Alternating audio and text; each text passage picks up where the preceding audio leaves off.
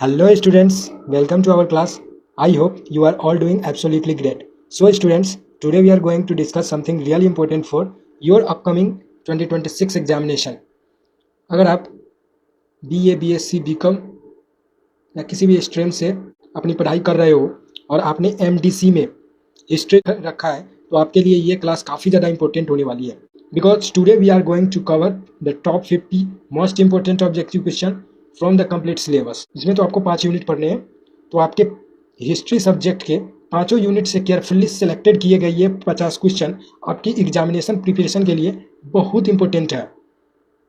हमारा फोकस सिर्फ question complete करने पर नहीं रहेगा, बल्कि हम हर क्वेश्चन को प्रॉपरली इस बार भी अंडरस्टैंड करेंगे जिस प्रकार से हर एक क्लास में हम लोग करते आए हैं, और जो भी क्वेश्चन होंगे उसके ऑप्शंस को ध्यान से देखेंगे और फिर उसके करेक्ट आंसर को केयरफुली मार्क करेंगे। साथ साथ आप भी करिएगा, क्योंकि जितने सारे क्वेश्चन मैं जब करवाऊंगा तो उस टाइम पे आप अपने एक नोटबुक साथ रखिएगा और उस नोटबुक में सारे क्वेश्चन को नोट करते जाइएगा, ताकि जितने सारे क्वेश्चन मैं करवाऊँ वो आपके माइंड में भी छप जाए। और स्टूडेंट्स, एक बात याद रखिए, एग्जामिनेशन में सिर्फ पढ़ना इनफ नहीं होता है। मैं हमेशा कहता हूँ आपको यह भी पता होना चाहिए कि किस तरह के क्वेश्चन पूछे जा सकते हैं और किन कॉन्सेप्ट पर आपको ज़्यादा फोकस करना चाहिए। And that's exactly what we are going to do in this class. So keep your notebook ready, stay focused and don't skip the question. Try to answer every question yourself before I reveal the correct answer. Because this is not just a question practice session, this is going to be a complete revision of some of the important concepts for your examination. So students, without wasting any more time, let's begin our preparation. Alright, let's start with our first question. We are moved to our first question. Our first question are the says, which river played the most important role in the development of ancient Egyptian civilization? It means here our question are asked that which river played the most important role. It means वो कौन सी नदी है जो सबसे महत्वपूर्ण भूमिका निभाती है in the development of Asian civilization, यानी प्राचीन मिस्र की सभ्यता के विकास में। यहाँ पे क्वेश्चन कहता है कि प्राचीन मिस्र की सभ्यता के विकास में किस नदी की सबसे महत्वपूर्ण भूमिका थी। तो यहाँ पे हमारा राइट आंसर कौन सा हो जाएगा? यहाँ पे हमारा राइट आंसर हो जाता है option number A, it means नील नदी। यहाँ पे हमारा राइट आंसर हो जाता है। स्टूडेंट, यहाँ पे आप लोग जरूर से फोकस कीजिए, आपका फर्स्ट नंबर क्वेश्चन का राइट आंसर ए ऑप्शन हो जाएगा। इट मीन्स प्राचीन मिस्र की सभ्यता के विकास में जिस नदी की सबसे महत्वपूर्ण भूमिका थी वो हमारा नील नदी थी। कौन सी नदी थी? नील नदी थी। यहाँ से हमारा फर्स्ट क्वेश्चन का राइट आंसर ऑप्शन नंबर ए राइट हो जाता है। ठीक है, ऑप्शन नंबर ए जो है आपका राइट आंसर यहाँ से हो जाता है। चलिए हम लोग नेक्स्ट क्वेश्चन की तरफ चलेंगे। Move to our next question, question number second. The questioner says, what was the writing system developed by the Sumerians of Mesopotamia known as, यानी कि मेसोपोटामिया के सुमेरियनों द्वारा विकसित लेखक प्रणाली को किस नाम से जाना जाता है? जो मेसोपोटामिया के सुमेरियनों द्वारा विकसित लेखन प्रणाली थी उसको किस नाम से जाना जाता है, यहाँ पे पूछ रहा है क्वेश्चन में। तो यहाँ पे हमारा जो राइट आंसर हो जाएगा वो कौन सा हो जाएगा? किलाकार लिपि हो जाएगा, यानी क्यूनिफॉर्म। यानी मेसोपोटामिया के सुमेरियनों द्वारा विकसित लेखक प्रणाली को जिस नाम से जाना जाता है वो किलाकार लिपि कहलाता है। यहाँ से हमारा ऑप्शन नंबर बी राइट हो जाता है। इट मीन्स, तो स्टूडेंट्स यहाँ से हमारा ऑप्शन नंबर बी जो है राइट आंसर हो जाएगा।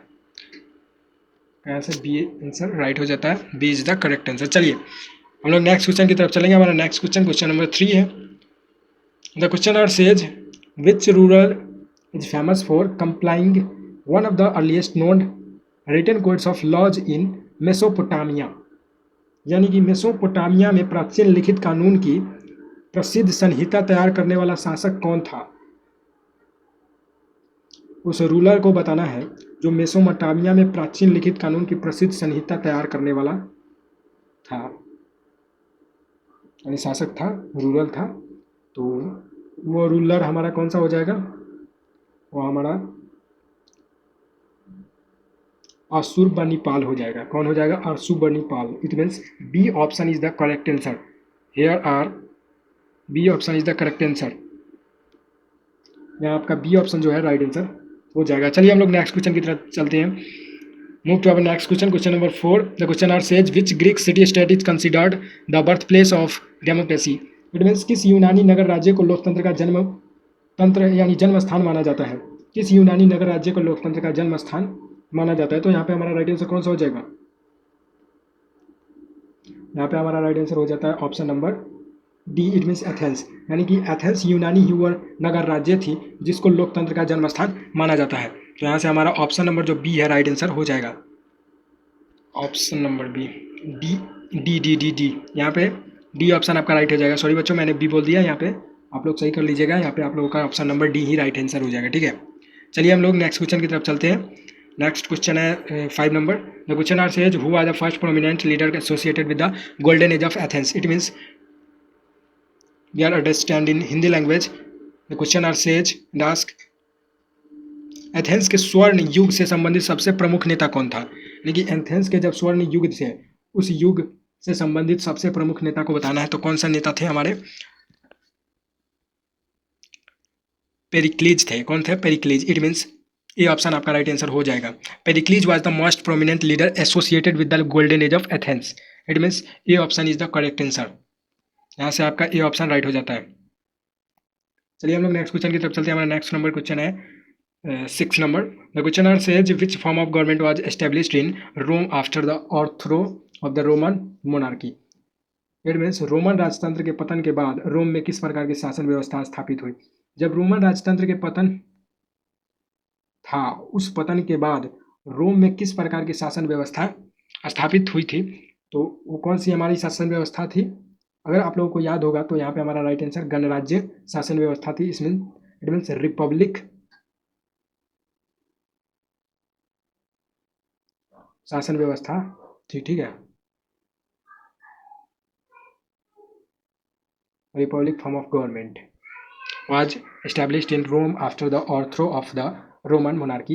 It means here are available B option is the correct answer. यानी बी ऑप्शन जो है रिपब्लिक गणराज्य आपका राइट आंसर हो जाता है।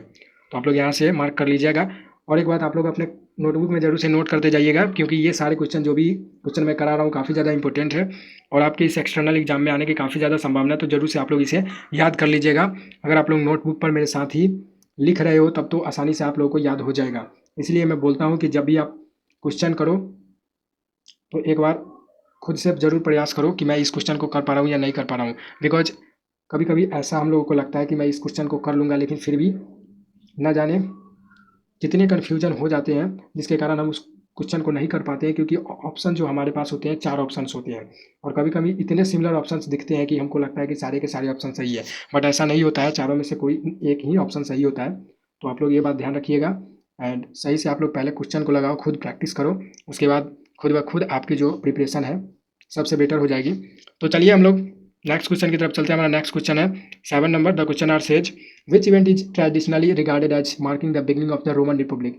इट मीन्स जिस घटना को परंपरागत रूप से रोमन गणराज्य की शुरुआत का प्रतीक माना जाता है वो कौन सी घटना होती है? तो वो कौन सी घटना माना जाता है? तो हमारा जो परंपरागत रूप से रोमन गणराज्य की शुरुआत का प्रतीक माना जाता है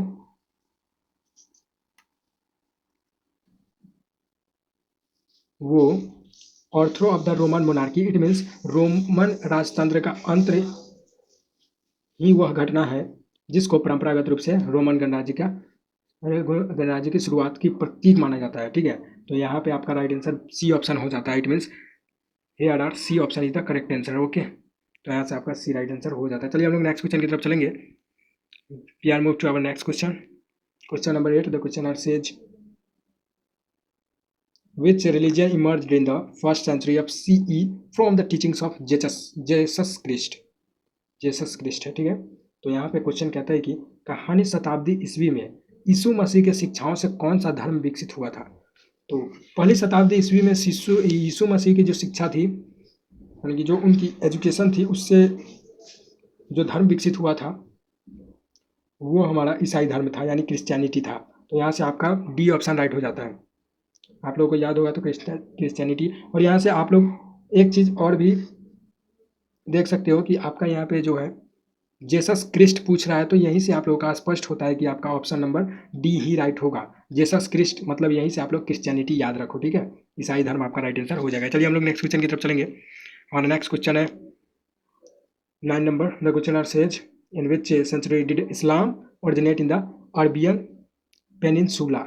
यानी कि अरब प्रायद्वीप में इस्लाम का उदय किस शताब्दी में हुआ था? तो अरब प्रायद्वीप जो है उसमें इस्लाम का उदय जिस शताब्दी में हुआ था उस शताब्दी को बताना है। तो यहाँ पे आपका राइट आंसर कौन सा हो जाएगा? 7वीं शताब्दी ईस्वी। इट मीन्स ये option is the correct answer. यहाँ से आपका हो जाता है 7th सेंचुरी CE हो जाएगा। यहाँ से ऑप्शन नंबर ये आपका राइट हो जाता है। चलिए हम लोग नेक्स्ट क्वेश्चन की तरफ चलते हैं। We are move to our next question. The question are says which institution become a central feature of European society during the medieval period. It means question कहता है कि मध्यकालीन यूरोपीय समाज की एक प्रमुख विशेषता के रूप में कौन सी व्यवस्था विकसित हुई थी। यहाँ पे क्वेश्चन का कहने का मतलब ये है कि जब मध्यकालीन यूरोपीय समाज की एक प्रमुख विशेषता जो विकसित हुई थी वो कौन सी व्यवस्था विकसित हुई थी। तो यहाँ पे आपका राइट आंसर कौन सा हो जाएगा?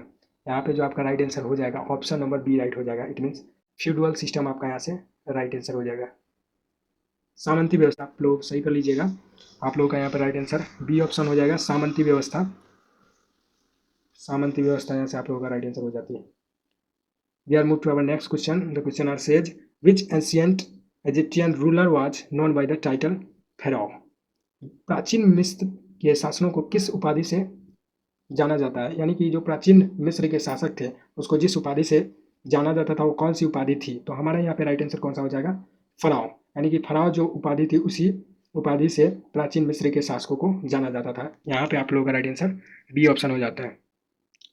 Here are available B option is the correct answer. We are moved to our next question. The question says what was the main purpose of the pyramids in ancient Egypt? It means प्राचीन मिस्र में पिरामिडों का मुख्य उद्देश्य क्या है? यानी प्राचीन जो मिस्र है उसमें पिरामिडों का मुख्य उद्देश्य को बताना है। तो यहाँ पे हमारा प्राचीन मिस्र में पिरामिड का मुख्य उद्देश्य यानी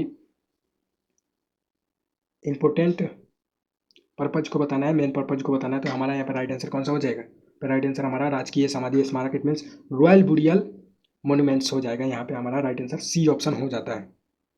आप लोग यहाँ से टिक कर लीजिएगा। चलिए हम लोग नेक्स्ट क्वेश्चन की तरफ चलते हैं। हमारा नेक्स्ट क्वेश्चन है 30 नंबर।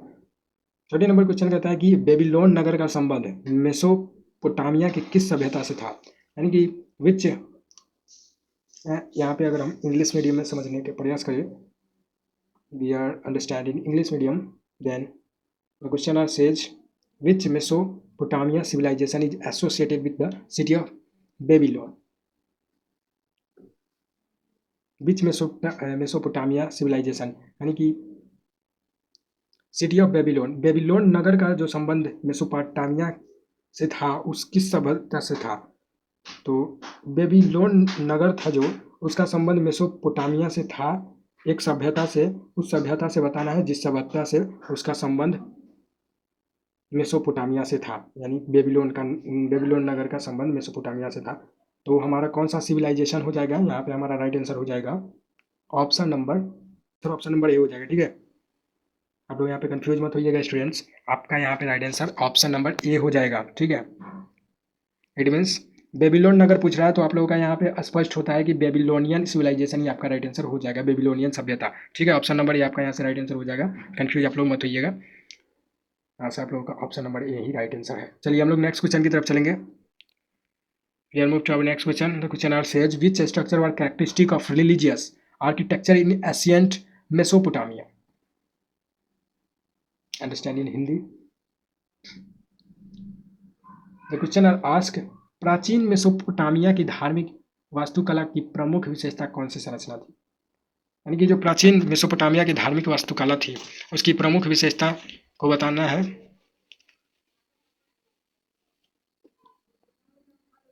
और वो कौन सी संरचना थी प्रमुख विशेषता की? तो प्रमुख विशेषता की एक संरचना को बताना है। तो यहाँ पे हमारा जो प्राचीन मेसोपोटामिया की धार्मिक वास्तुकला की प्रमुख विशेषता पिरामिड संरचना थी, या फिर कोलेसियम संरचना थी, या पार्थेनोन संरचना थी, या जिगुरत संरचना थी। तो यहाँ पे 4 ऑप्शन दिए गए हैं, तो आप लोगों के अनुसार कौन सा आंसर है आप लोग नीचे कमेंट सेक्शन में जरूर बताइए। तो आपका यहाँ पे राइट आंसर कौन सा हो जाएगा? जिगुरात संरचना। ठीक है, यानी कि जिगुरात स्ट्रक्चर ही आपका वो राइट आंसर हो जाएगा, यानी कि वो विशेषता है। ठीक है, प्राचीन मेसोपोटामिया की धार्मिक वास्तुकला की प्रमुख विशेषता जिगुराट संरचना थी। यहाँ पे ऑप्शन नंबर डी आपका राइट आंसर हो जाता है। D option is the correct answer. We are move to our next question, question number 15। Our next question 15 number question है क्वेश्चन कहता है कि कौन से यूनानी दार्शनिक इस विचार से प्रसिद्ध है कि बिना परखी हुई जिंदगी जीने योग्य नहीं है। It means which Greek philosopher is famous for the statement that the unexamined life is not worth living। यहाँ पे क्वेश्चन कहता है कि बिना परखी हुई जिंदगी जीने योग्य नहीं है।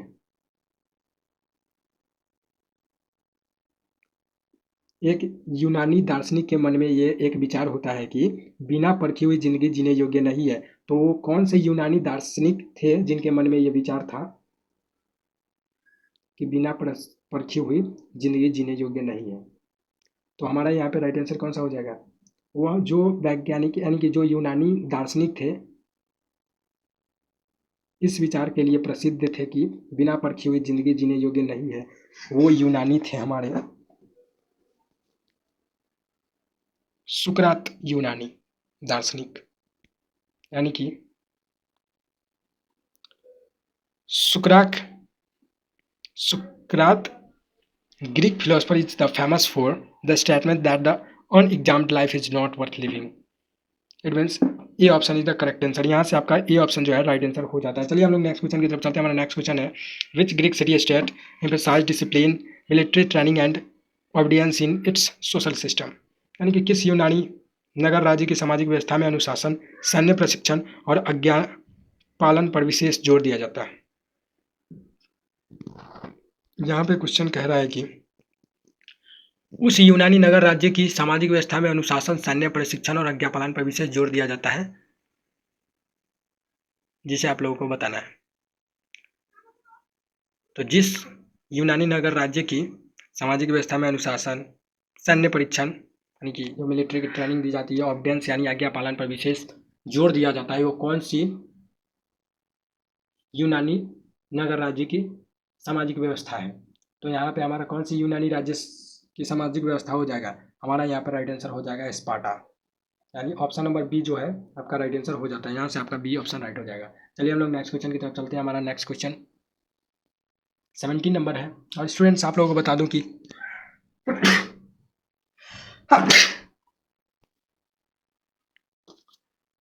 अभी आप लोगों का एग्जाम काफ़ी नज़दीक में है, मतलब आप लोगों का कल एग्जाम होने वाला है। तो मैंने सोचा कि आज ही आप लोगों के लिए एक सेशन लेकर आऊँ, और क्यों ना आप लोगों के लिए एक सेशन बेस्ट लेकर आया जाए। मैंने ये सोचा था क्योंकि मैं अगर आज तैयारी आप लोगों को नहीं करवाऊँगा तो फिर आप लोगों की प्रिपरेशन है जो बेहतर नहीं हो पाएगी। एंड अगर आप लोगों की प्रिपरेशन अगर एग्ज़ाम से एक दिन पहले अच्छी नहीं रही, भले आप लोग जितने भी पढ़े जो पढ़े उससे मैटर नहीं करता है। लास्ट टाइम में एग्ज़ाम के टाइम में आप जो पढ़ो वो आना चाहिए, या उससे रिलेटेड क्वेश्चन आने चाहिए, ताकि आप लोग आसानी से उस क्वेश्चन को सॉल्व कर पाओ। इसलिए मैं ये सेशन लेकर आया हूँ ताकि आप लोगों को हेल्प मिल सके। अगर आप लोगों का कोई डाउट है क्वेश्चन रिलेटेड या फिर किसी सब्जेक्ट से रिलेटेड कोई भी क्वेरीज है, तो आप लोग नीचे कमेंट सेक्शन के अंदर कमेंट कर देना, मैं उसका रिप्लाई दे दूंगा। एंड आपको हर एक क्वेश्चन का रिप्लाई मिलेगा, जिस क्वेश्चन का रिप्लाई आप लोग हमेशा चाहते हो। तो प्लीज़ आप लोग कमेंट जरूर कीजिएगा। और आप लोग चाहते हैं कि सर ऑब्जेक्टिव तो करा ही नहीं है, साथ साथ सब्जेक्टिव भी करवा देते तो अच्छा रहता। तो मैं बता दूं स्टूडेंट, सब्जेक्टिव तो अब नहीं हो पाएगी क्योंकि अब टाइम नहीं बचा हुआ है, और सुबह में मैं इस वीडियो को पब्लिश भी करूँगा, ठीक है ना। तो सुबह में आप लोगों को 6 बजे ये वीडियो मिल जाएगी, तो आप लोग आराम से देख लेना। और एक बात बता दे रहा हूँ, एग्ज़ाम से पहले आप लोग जो चीज़ पढ़े हो अभी तक सिर्फ उसी चीज़ को रिवाइज करो, किसी भी एक्स्ट्रा चीज़ को मत पढ़ो, या फिर जो चीज़ कभी आपने नहीं पढ़ा है और एग्ज़ाम के लास्ट टाइम में उस चीज़ को पढ़ रहे हो, तो फिर वो चीज़ आपके माइंड में नहीं अटैच हो पाएगा और ना ही आप उस चीज़ को अच्छे से समझ पाओगे। क्योंकि जो चीज़ आप पहले से पढ़े हो उसी को रिवीजन करोगे तो उस पर अच्छी पकड़ बना सकते हो, लेकिन अगर आप नई चीज़ें पढ़ते हो तो जो चीज़ आप पहले से पढ़े भी हो उस चीज़ को भी भूल सकते हो। भूलने के साथ साथ आप लोग कन्फ्यूज भी हो जाओगे कि भाई क्या आंसर होगा नहीं होगा। तो इसलिए आप लोगों को नई चीज़ें बिल्कुल भी नहीं पढ़नी है एग्जाम के टाइम पर। जो चीज़ पहले से पढ़े हो उसी चीज़ को रिविजन करना है, मैं यही कहूँगा। और आप लोग अच्छे से रिवाइज करो। और आप लोग नीचे कमेंट सेक्शन के अंदर बताना कि आप लोगों के हिस्ट्री का जो प्रिपरेशन है कितने % का हो चुका है। और मैं तो पूरा आप लोगों को सपोर्ट कर रहा हूँ कि आप लोग अच्छे से अपने एग्ज़ाम को फोड़ के आओ। बाकी अगर कोई दिक्कत आती है तो मैं यहाँ पे हूँ हमेशा से, और हमेशा रहूँगा आप लोगों के साथ ही। बस आप लोग प्यार सपोर्ट बनाए रखो। चलो हम लोग नेक्स्ट क्वेश्चन की तरफ चलते हैं। तो जितने सारे स्टूडेंट नए हो चैनल पर, चैनल को सब्सक्राइब कर देना, वीडियो को लाइक कर देना, क्योंकि उससे हमें मोटिवेशन मिलती है और नेक्स्ट क्लास भी जल्दी आने के लिए, मतलब नेक्स्ट क्लास भी जल्दी लेकर आ पाऊँगा। तो इसलिए आप लोग लाइक्स भी जरूर से कर देना और कमेंट तो जरूर से करना, क्योंकि आप लोगों के जो डाउट्स होते हैं, जब तक आप लोग कमेंट नहीं करोगे तब तक मुझे नहीं पता चल पाएगा कि आप लोग क्या चाहते हो और कैसी क्लास चाहिए। ठीक है, तो आप लोगों के कमेंट के अनुसार ही मैं नेक्स्ट क्लास और नेक्स्ट सेशन में वो सारी चीज़ें एक्सप्लेन कर पाऊँगा, अच्छे से बता पाऊँगा जिस चीज़ में आप लोगों को कमी दिखती है। ठीक है, तो सारी चीज़ें अच्छे से कवर करना है और एग्ज़ाम प्रिपरेशन को एकदम बेटर बनाना है। और इस बार जब आप सेकेंड सेमेस्टर का एग्ज़ाम दे रहे हो, तो सेकेंड सेमेस्टर के एग्ज़ाम अभी तक जो भी पढ़े हो, बस कोई दिक्कत नहीं है, चल जाएगा उतना ही से। बिहार यूनिवर्सिटी में ज़्यादा पढ़ाई करने की कोई ज़रूरत होती नहीं है, बस आप लोगों को मेन सिलेबस पर फोकस होना चाहिए एंड कुछ कुछ यूनिट्स होते हैं उन पर आप लोगों को फोकस होने चाहिए। अब पूरे बुक याद करने की किसी को भी ज़रूरत नहीं होती है, ठीक है ना। वैसे भी आजकल बुक कोई नहीं पढ़ पाता है, ठीक है। और सिलेबस की तो बात अलग की है, जो कंप्लीट नहीं करवा पाते, खासकर यूनिवर्सिटी के जो टीचर्स होते हैं, यूनिवर्सिटी तो नहीं, जो आप लोगों के कॉलेज के टीचर्स होंगे, वो समय पर आप लोगों के सिलेबस कंप्लीट नहीं कराते होंगे, या तो वो लोग सिर्फ एग्ज़ाम लेने के लिए आप लोगों को अपने कॉलेज में बुलाते होंगे, या तो सिर्फ 1-2 सब्जेक्ट का क्लास करवाते होंगे। ऑल सब्जेक्ट का क्लास BRABU में, जहाँ तक मैंने अपने एक्सपीरियंस के अकॉर्डिंग बता रहा हूँ, किसी भी कॉलेज में टोटल सब्जेक्ट का टीचर्स एंड सिलेबस कंप्लीट नहीं करवाया जाता है। ना ही सभी सब्जेक्ट का टीचर अवेलेबल है, अगर टीचर अवेलेबल है भी तो भी वहाँ पे अच्छे से नहीं पढ़ाई जाती है। तो ये सारी कमियाँ हैं BRABU यूनिवर्सिटी के अंदर, जिसे हम लोगों को पूरा करना है। और आप लोग प्यार सपोर्ट बनाए रखो, ताकि मैं आप लोगों के हर एक वो डाउट को और हर एक वो जो परेशानी है आप लोगों की, उस परेशानी को समझते हुए आपका हल निकाल सकूं। तो यही सब बातें हैं। चलिए हम लोग नेक्स्ट क्वेश्चन की तरफ चलते हैं, नहीं तो क्लास और भी ज़्यादा लंबी हो जाएगी। Our next question are 70 number question. The question are says who wrote the famous work Politics which deals with the nature of the state and government. यानी पॉलिटिक्स नामक प्रसिद्ध ग्रंथ किसने लिखा, जिसमें राज्य शासन की प्रकृति पर विचार किया गया। यहाँ पर क्वेश्चन कह रहा है कि पॉलिटिक्स नामक प्रसिद्ध ग्रंथ किसने लिखा। आज हर जगह आप लोगों को देखने को मिल जाएगा पॉलिटिक्स की बात करते हुए बहुत से ऐसे व्यक्ति जिन्हें पॉलिटिक्स के बारे में कुछ पता भी नहीं होता, फिर भी वो पॉलिटिक्स के बारे में बातें करते हैं। और पॉलिटिशियन में कुछ कुछ ऐसे भी नेता, राजनेता सब है जो खुद कंट्रोल में नहीं रह सकते और पूरी जनता को कंट्रोल करने की बात करते हैं। तो हमारे यहाँ की जो शासन व्यवस्था है, हमारी जो गवर्नमेंट है, हमारे जो सरकार है, कहीं ना कहीं उनमें कमी है, जिनके कारण ये सारी चीज़ें हमें देखने को मिलते हैं। हर एक यूनिवर्सिटी में, हर एक कॉलेज में कहीं ना कहीं नहीं पढ़ाई हो रही। क्या रीज़न है इसके पीछे? रीज़न यही है कि हमारे यहाँ की जो अर्थव्यवस्था है, सरकारें हैं, हमारी जो गवर्नमेंट है सही नहीं हुई है। अभी हाल फिलहाल की बात कहूँ तो नीट का क्वेश्चन पेपर लीक हो गया था, उसके लिए बहुत सारे प्रोटेस्ट भी हुए थे, जो आप लोग जानते होंगे। तो वो सब बातें हैं। चलिए, तो यहाँ पे जो पॉलिटिक्स नामक ग्रंथ किसने लिखा उसको बताना है। जिसने पॉलिटिक्स नाम का ग्रंथ लिखा है और जिसमें राज्य के शासन और राज्य की प्रकृति पर विचार किया गया है, तो यहाँ पे हमारा राइट आंसर कौन सा हो जाएगा। यहाँ पे जो राइट आंसर हो जाता है ऑप्शन नंबर सी हो जाएगा। नहीं, अरस्तु ही वो वैज्ञानिक थे जिन्होंने पॉलिटिक्स नामक प्रसिद्ध ग्रंथ को लिखा है। ठीक है, तो यहाँ पे आपका option number C right answer हो जाता है। चलिए हम लोग फटाफट 50 क्वेश्चन कंप्लीट करते हैं, क्योंकि हमारे पास समय बिल्कुल भी नहीं है। तो जल्दी जल्दी हम लोग क्वेश्चन को कंप्लीट करते हैं। चलिए हम लोग नेक्स्ट क्वेश्चन की तरफ चलते हैं। The question says who was regarded as the first emperor of Roman empire, यानी रोमन साम्राज्य का प्रथम सम्राट किसने माना जाता है? तो रोमन साम्राज्य है, और रोमन साम्राज्य के जो प्रथम सम्राट थे वो कौन थे? रोमन साम्राज्य के प्रथम सम्राट थे ऑगस्टस। ऑगस्टस यहाँ पे आपका राइट आंसर हो जाएगा,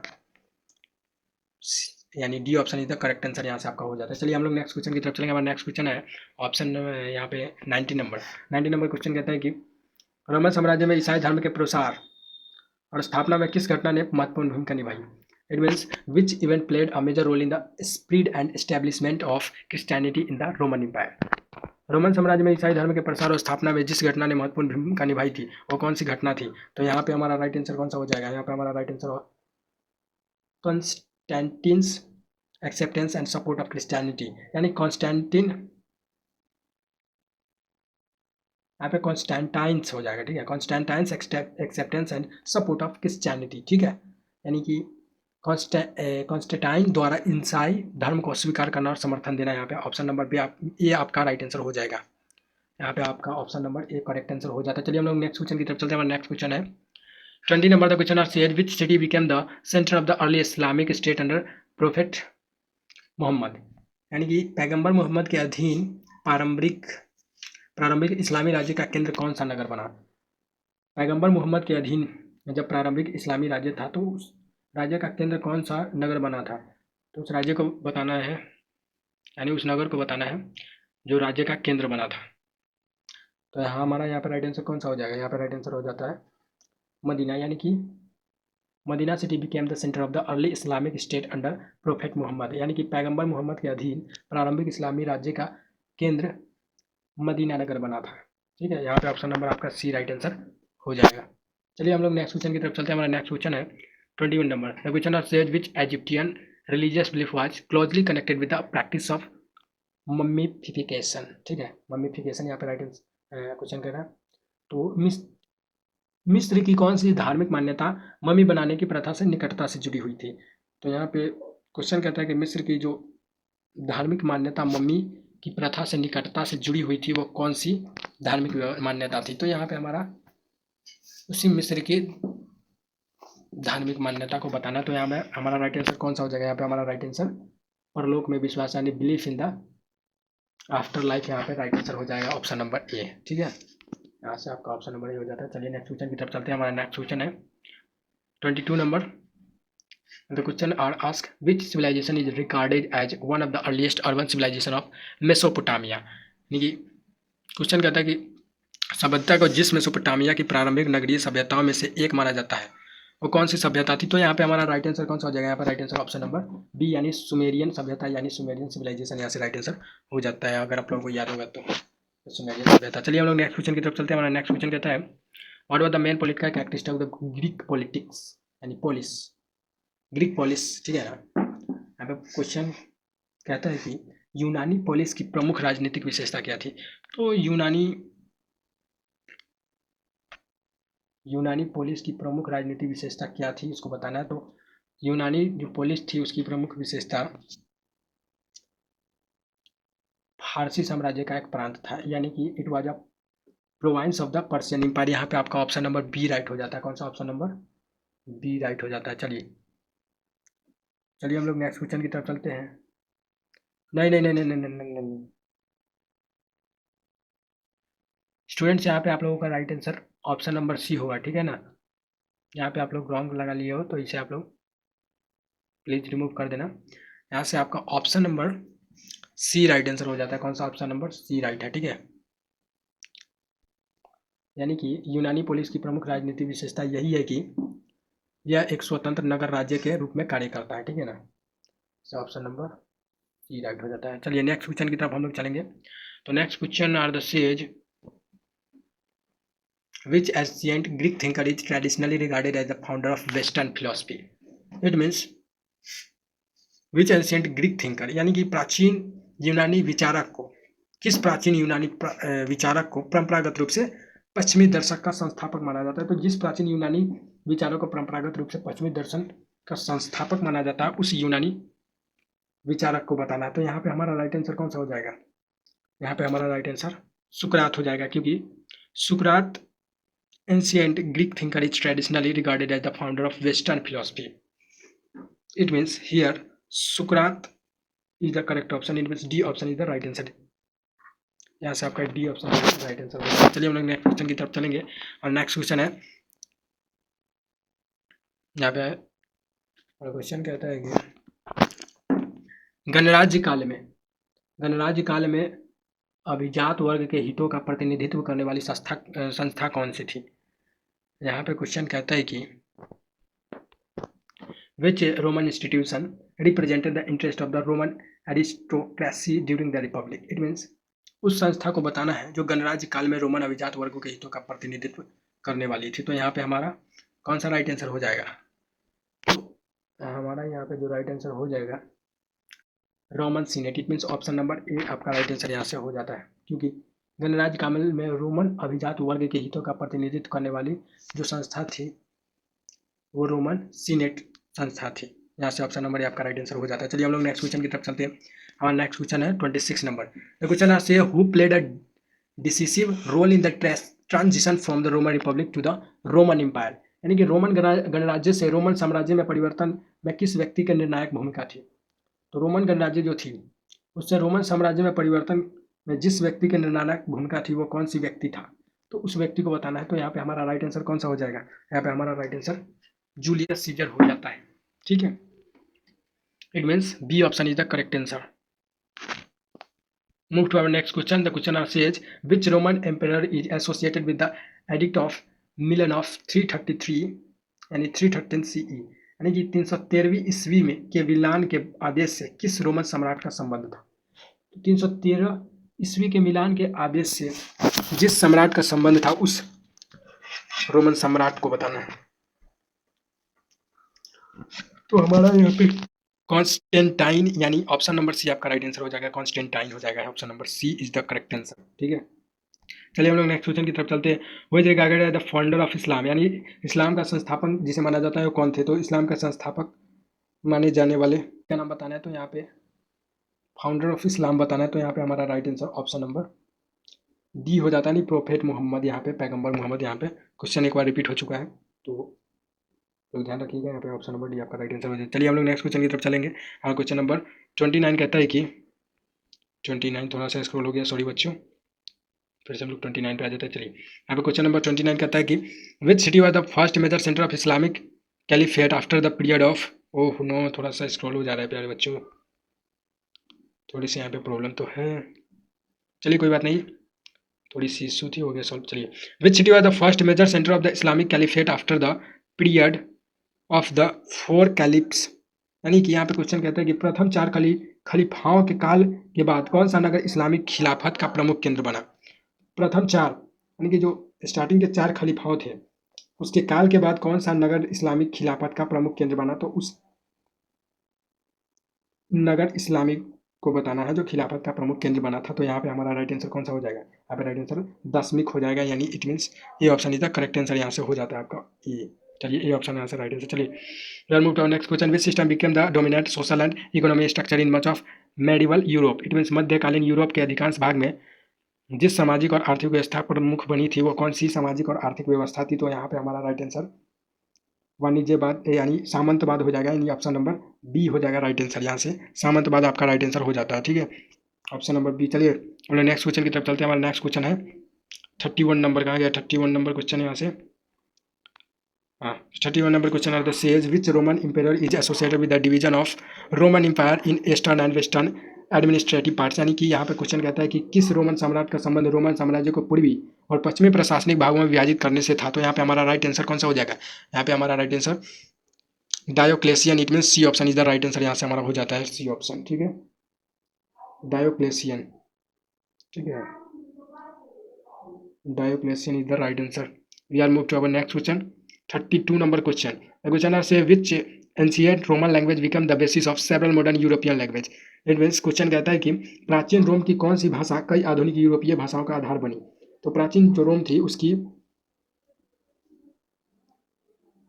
उस भाषा को बताना है जो कई आधुनिक यूरोपीय भाषाओं का आधार बनी थी। तो हमारी वो कौन सी भाषा हो जाएगी?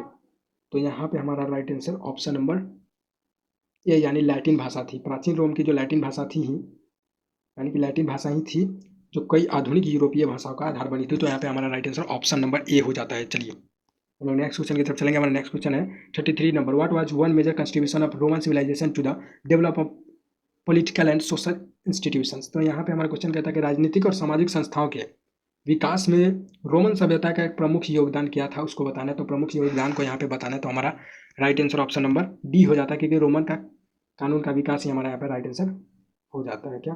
Development of Roman law. It means D option is the correct answer. चलिए हम लोग नेक्स्ट क्वेश्चन की तरफ चलते हैं। हम फटाफट से यानी कि फटाफट हम लोग 50 क्वेश्चन कंप्लीट कर लेते हैं, क्योंकि हमारे पास समय भी बहुत कम है। स्टूडेंट्स, आप लोगों को पता है कल आप लोग का एग्जाम है, तो जल्दी से हम लोग कंप्लीट कर लेते हैं। चलिए, what was the principal message of early Christianity? यानी प्रारंभिक ईसाई धर्म का प्रमुख संदेश क्या था? तो जो प्रारंभिक ईसाई धर्म था उसका जो मेन यानी जो प्रिंसिपल मैसेज था वो यही था कि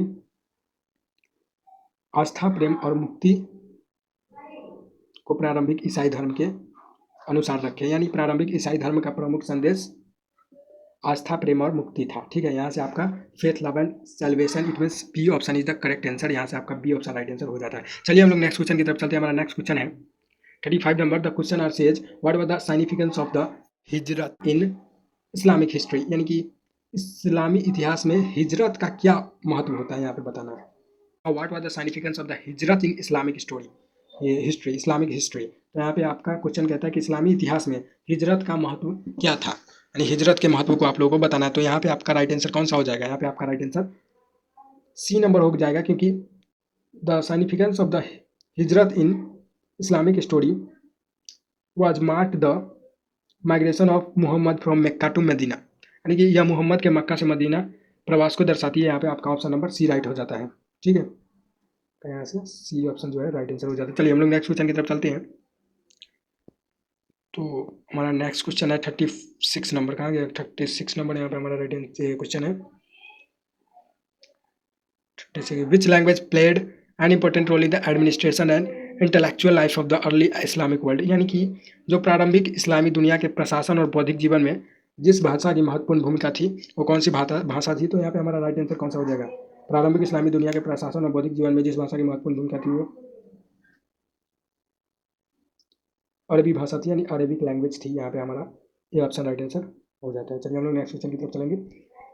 next question, which field was one of the notable contribution of Arab civilization to world knowledge? It means विश्व विज्ञान में अरब सभ्यता का निम्नलिखित में से कौन सा एक उल्लेखनीय योगदान है? तो अरब सभ्यता का निम्नलिखित में से यानी 4 ऑप्शन में से बताना है जो एक उल्लेखनीय योगदान है। तो यहाँ पे हमारा right answer option number D हो जाता है, because advance of mathematics and medicine field was one of the notable contribution of Arab civilization to world knowledge.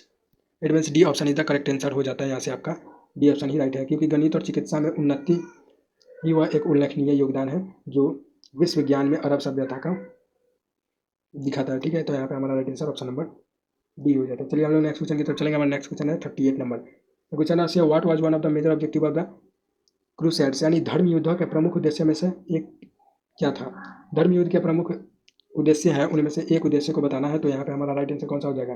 Option number B, क्योंकि to recover the holy land from Muslim control. यहाँ पे आपका option number B right answer हो जाता है, क्योंकि पवित्र भूमि को मुस्लिम नियंत्रण से वापस प्राप्त करना, यहाँ पे आपका राइट आंसर हो जाता है। चलिए हम लोग नेक्स्ट क्वेश्चन की तरफ चलते हैं। हमारा नेक्स्ट क्वेश्चन है 39 नंबर। क्वेश्चन है which social relationship formed the basic foundation of European feudal system? यानी कि यूरोपीय सामंती व्यवस्था के मूल आधारभूत सामाजिक संबंध व्यवस्था कौन सी थी? तो यहाँ पे जो यूरोपीय सामंती व्यवस्था है उसकी आधारभूत सामाजिक संबंध व्यवस्था को बताना है। तो यहाँ पे राइट आंसर कौन सा हो जाएगा? यहाँ पे जो हमारा राइट आंसर हो जाएगा सामंत अधीनस्थ सामंत के बीच संबंध, यानी सामंत और अधीनस्थ जो है उसके सामंत के बीच संबंध को दर्शाने वाली व्यवस्था थी। ठीक है, यानी यूरोपीय सामंती व्यवस्था की मूल आधारभूत सामाजिक संबंध व्यवस्था सामंत और अधीनस्थ सामंत के बीच संबंध थी। ठीक है, यहाँ पे हमारा right answer relationship between lord and vassal, it means option A is the correct answer हो जाता है। यहाँ से आपका ऑप्शन नंबर ए ही राइट आंसर हो जाएगा। कौन हो जाएगा? Option number A. ठीक है, we are move to our next question 40 number question. Question are says which development contributed significantly to the decline of feudalism in Europe? यानी कि यूरोप में जो सामंतवाद है उसके पतन में निम्नलिखित में से जिस विकास का महत्वपूर्ण योगदान था उस विकास को बताना है। तो यहाँ पे हमारा राइट आंसर कौन सा हो जाएगा? तो यहाँ पे हमारा right answer option number C हो जाएगा, क्योंकि नगरों, व्यापार और मुद्रा आधारित व्यवस्था का विकास ही वह विकास का महत्वपूर्ण योगदान था जिसमें यूरोप सामंतवाद के पतन में काफ़ी ज़्यादा महत्वपूर्ण थे। ठीक है, तो यहाँ पे growth of towns, trade and a money based economy development contributed significantly to the decline of feudalism in Europe. यहाँ से आपका ऑप्शन नंबर सी राइट हो जाता है। चलिए हम लोग नेक्स्ट क्वेश्चन की तरफ चलते हैं। क्वेश्चन नंबर 41 कहता है कि प्राचीन मिस्र में किस देवता का संबंध सूर्य से माना जाता है? कि it means the question ask which ancient Egyptian god was associated with the sun. यानी कि जो प्राचीन मिस्र है, कि जो पुराने मिस्र है, उसमें जिस देवता का संबंध सूर्य से माना जाता है वो कौन से देवता है? तो उस देवता को बताना। तो यहाँ हमारा राइट आंसर कौन सा हो जाएगा? हमारा यहाँ पे राइट आंसर रा हो जाएगा। इट मीन्स सी ऑप्शन यहाँ से आपका राइट आंसर हो जाता है। ठीक है, we are move to our next question. 42 number question. कौन सा 42 नंबर क्वेश्चन यहाँ पे हमारा है? 42 number question are the ask which Mesopotamia people established a powerful military empire in the ancient Near East. It means प्राचीन निकट पूर्व में एक शक्तिशाली सैन्य साम्राज्य स्थापित करने वाले मेसोपोटामिया के यानी मेसोपोटामिया के लोग कौन से थे? तो यहाँ पे हमारा क्वेश्चन कह रहा है कि प्राचीन जो पुराने काल के निकट पूर्व में एक शक्तिशाली सैन्य साम्राज्य जो स्थापित करने वाले मेसोपोटामिया के लोग थे वो कौन लोग थे? तो यहाँ पे उस लोग को बताना। तो यहाँ पे हमारा राइट आंसर कौन सा हो जाएगा? राइट आंसर हमारा यहाँ पे असीरियाई थे, असीरियाई लोग थे। ठीक है, असीरियाई लोग थे। यहाँ पे हमारा ऑप्शन नंबर ए राइट आंसर हो जाता है। चलिए हम लोग नेक्स्ट क्वेश्चन की तरफ चलेंगे और नेक्स्ट क्वेश्चन है 43 नंबर। कौन सा 43 नंबर का है? 43 number question. The question are ask which epic poem describe the Trojan war and is traditionally attributed to Homer. It means the question we are understand in Hindi language. कौन सा महाकाव्य Trojan युद्ध का वर्णन करता है? यानी कि उस महाकाव्य को बताना जो ट्रोजन युद्ध का वर्णन करता है और परंपरागत रूप से होमर को इसका रचयिता माना जाता है और उसको परंपरागत रूप से होमर जो है उसके रचयिता यानी कि रचना करने वाले माने जाते हैं। तो यहाँ पे उस महाकाव्य को बताता है। यहाँ पे हमारा राइट आंसर कौन सा हो जाएगा? ऐसे हमारा right answer option number B यानी इलाइड हो जाएगा राइट आंसर। ठीक है, यानी कि इलाइड महाकाव्य ट्रोजन युद्ध का वर्णन करता है और परंपरागत रूप से होमर को इसका रचयिता माना जाता है। ठीक है, तो यहाँ से आपका ऑप्शन नंबर बी हो जाएगा। होमर जो है इलियड का रचयिता है यानी कि रचना करने वाले होमर है। ठीक है ना, इलियड का। यहाँ से ऑप्शन नंबर बी आपका राइट आंसर हो जाता है। चलिए हम लोग नेक्स्ट क्वेश्चन की तरफ चलेंगे। 44 नंबर क्वेश्चन है नेक्स्ट हमारा। तो क्वेश्चन कहता है कि जिस प्राचीन यूनानी विद्वान को सामान्यतः इतिहास का जनक कहा जाता है उस प्राचीन यूनानी को बताना है। तो यहाँ पे हमारा कौन सा प्राचीन यूनानी है यानी एंशिएंट ग्रीक को बताना है। तो which ancient Greek scholar is widely known as the father of history. तो that ancient Greek scholar is widely known as the father of history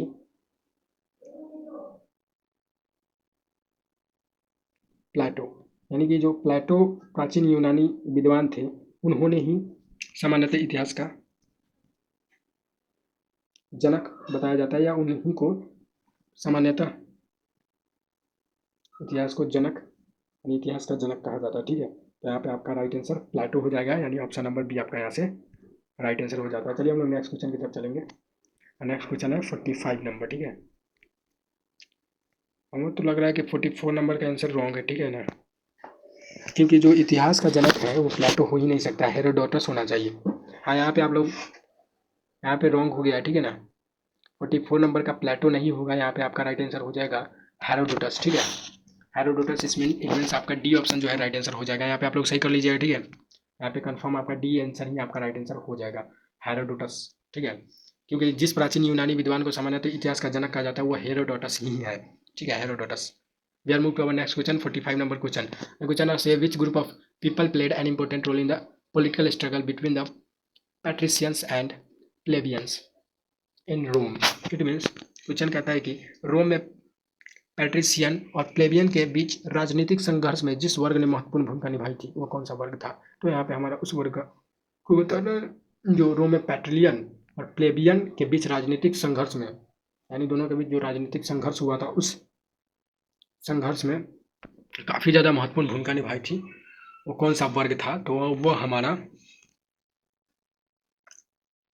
plebeian वर्ग था, यानी ऑप्शन नंबर ए आपका यहाँ से राइट आंसर हो जाएगा। ठीक है, यहाँ से आपको ये भी स्पष्ट होता है कि प्लेबियन ही राइट आंसर होगा, इसलिए क्योंकि क्वेश्चन में भी आप लोगों को रो में पोट्रेसियन और प्लेबियन के बीच राजनीतिक संघर्ष में जिस वर्ग ने महत्वपूर्ण भूमिका निभाई थी वो प्लेबियंस था। तो यहाँ से आप लोगों को क्वेश्चन में भी प्लेबियन है, तो प्लेबियन यहाँ से आपका स्पष्ट राइट आंसर हो जाना चाहिए। ठीक है, और ये ऑप्शन ही आपका यहाँ से राइट आंसर होगा। ठीक है, तो हम लोग नेक्स्ट क्वेश्चन की तरफ चलेंगे। हमारा नेक्स्ट क्वेश्चन है 46 नंबर। तो 46 नंबर क्वेश्चन पे हम लोग आ चुके हैं, काफ़ी समय लग गया स्टूडेंट हम लोग को। चलिए फटाफट हम लोग कंप्लीट करते हैं।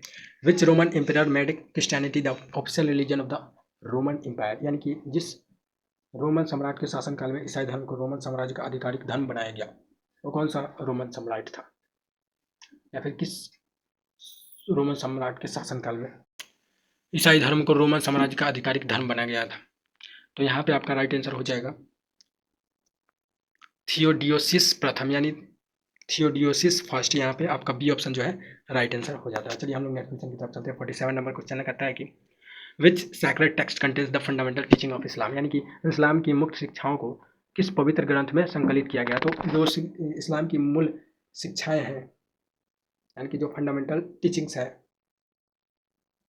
उसको जिस पवित्र ग्रंथ में संकलित किया गया है वो कौन सा पवित्र ग्रंथ है? तो हमारा यहाँ पे राइट आंसर कौन सा हो जाएगा? यहाँ पे हमारा राइट आंसर हो जाएगा कुरान। यहाँ पे सी ऑप्शन जो है आपका राइट आंसर हो जाता है। ठीक है, we are moved to our next question, 48 number question. Which institution became an important center of learning and translation during the Abbasid period, यानी कि जो अब्बासी काल में कौन सी शिक्षा की जो संस्था थी जिसमें शिक्षा और अनुवाद का महत्वपूर्ण केंद्र बनी, तो वो कौन सी संस्था थी, उस संस्था को बताना। तो यहाँ पे हमारा राइट आंसर हो जाएगा बैतुल हिकवा, यानी house of wisdom. Option number B आपका यहाँ से राइट आंसर हो जाता है। ठीक है, then move to our next question, 49 number question. The questioner say which factor helped the crusades contribute to the growth of trade in medieval Europe, यानी धर्म युद्धों ने मध्यकालीन यूरोप में व्यापार के विकास में जिस प्रकार का योगदान दिया वो कैसा योगदान था, या फिर किस प्रकार का योगदान दिया था? तो हमारा यहाँ पे जो राइट आंसर हो जाएगा they increase contact between Europe and the eastern Mediterranean, यानी कि जो